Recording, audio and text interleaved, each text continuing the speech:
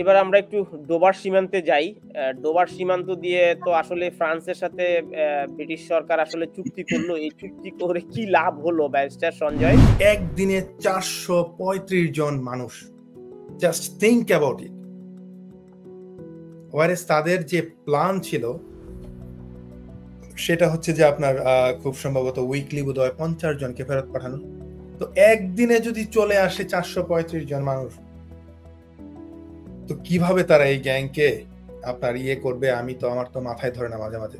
আমি তো চিন্তা করি নেক্সট 20 ইয়ার্স পর এই দেশের অবস্থা কি হবে।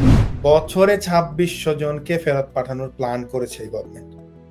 আর হোয়ারেজ আপনার এই লেবার গভর্নমেন্ট ক্ষমতায় আসার পরে কিয়ার স্টারমার যখন চলে আসলো, আমরা কি দেখলাম? মোর দেন 50,000 পিপল এই বোর্ডের স্মল বোটে করে চলে এসেছে। Stonebridge Legal Solutions Limited, your trusted immigration partner. এবার আমরা একটু ডোবার সীমান্তে যাই। ডোবার সীমান্ত দিয়ে তো আসলে ফ্রান্সের সাথে ব্রিটিশ সরকার আসলে চুক্তি করলো। এই চুক্তি করে কি লাভ হলো ব্যারিস্টার সঞ্জয়? চুক্তি করার পরও আমরা দেখলাম যে এটা নিয়ে আলোচনা করেছি যে ওয়ান ইন ওয়ান আউট। হ্যাঁ, একজন অবৈধকে তারা ফেরত দিয়ে একজন বৈধ লোককে ফ্রান্স থেকে নিয়ে আসবে, কিন্তু বাস্তবে কি দেখলাম দেখেন। এখন আপনার একদিনে জাস্ট লাস্ট স্যাটারডে চলে আসছে একদিনে 435 জন মানুষ। Just think about it. Whereas তাদের যে প্ল্যান ছিল সেটা হচ্ছে যে আপনার খুব সম্ভবত উইকলি বোধহয় 50 জনকে ফেরত পাঠানো। তো একদিনে যদি চলে আসে 435 জন মানুষ, তো কিভাবে তারা এই গ্যাংকে আপনার করবে, আমার তো মাথায় ধরে না মাঝে মাঝে। আমি তো চিন্তা করি নেক্সট 20 ইয়ার্স পর এই দেশের অবস্থা কি হবে। নেক্সট 20 ইয়ার্স পরে আপনার রাস্তাঘাটে মানুষ থাকার জায়গা পাবে না। বিকজ ফ্রান্স আর ব্রিটেন, আমাদের ইউনাইটেড কিংডম আছে 4টা দেশ, তো ফ্রান্সকে নিয়ে নিতে হয়। তো এটা একটা চুক্তি করে ফেলো। ফ্রান্স যেহেতু এতই আমাদেরকে এত লোক দিতে চাচ্ছে, তো ফ্রান্স আমাদের সাথে ইউনাইটেড কিংডমের সাথে যুক্ত হয়ে গেলেই তো পারে নাকি? না, ডেফিনেটলি দেখেন, যখন আমরা ইউরোপিয়ান ইউনিয়নের মধ্যে ছিলাম তখনও কিন্তু একই অবস্থা ছিল।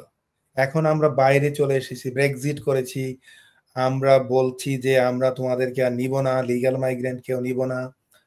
আপনার ফ্রি মুভমেন্ট অফ পিপল ছিল, যে যেই কোনো মানুষ চলে আসতে পারতো ইউকেতে, সেটাও বাদ দিলাম। সবকিছু শেষ। এখন এই স্মল বোট তো মনে করেন যে এমন একটা অবস্থা হয়েছে যে এটাকে তো আর কোনোভাবেই আটকানো যাচ্ছে না। আপনার রোয়ান্ডা পলিসি করছিল, সেটা বাতিল করে দিছে। নতুন এগ্রিমেন্ট করলো ওয়ান ইন ওয়ান আউট। এখন বছরে 2600 জনকে ফেরত পাঠানোর প্ল্যান করেছে এই গভর্নমেন্ট। আর হোয়ারেজ আপনার এই লেবার গভর্নমেন্ট ক্ষমতায় আসার পরে কিয়ার স্টারমার যখন চলে আসলো, আমরা কি দেখলাম? মোর দেন 50,000 পিপল এই বোর্ডের স্মল বোটে করে চলে এসেছে ক্যালাইস থেকে ডোবার দিয়ে। তো এখন এটা ঠেকানোর উপায় কি? আমি তো অনেস্টলি তানভীর ভাই, এটা তো কোনো আমি আশা ভরসা কোনো দেখছি না এই দেশে। এটাকে যদি বিষের ফোড়ার মতো আপনাকে এটাকে কোনোভাবেই আটকানোর তো আমি কোনো স্কোপ দেখছি না। এই যে এগ্রিমেন্ট কিভাবে কাজ করবে, I have absolutely no idea at all. আপনার উইকলি 50 জনকে পাঠাবো, হয় উইকলি দেখা যাবে 2000 চলে আসবে। কিভাবে আটকাবো? জি দেখেন, লেবার গভর্নমেন্ট আসার পর স্মল বোটে 50,000 মানুষের উপর চলে এসেছে। সো এটা একটা বিষের ফোড়ার মতো অবস্থা হয়ে গেছে এই দেশের। কিভাবে এটাকে করবে, I have no idea at all. তো দেখা যাক, গভর্নমেন্ট অবশ্যই এটা নিয়ে চিন্তিত।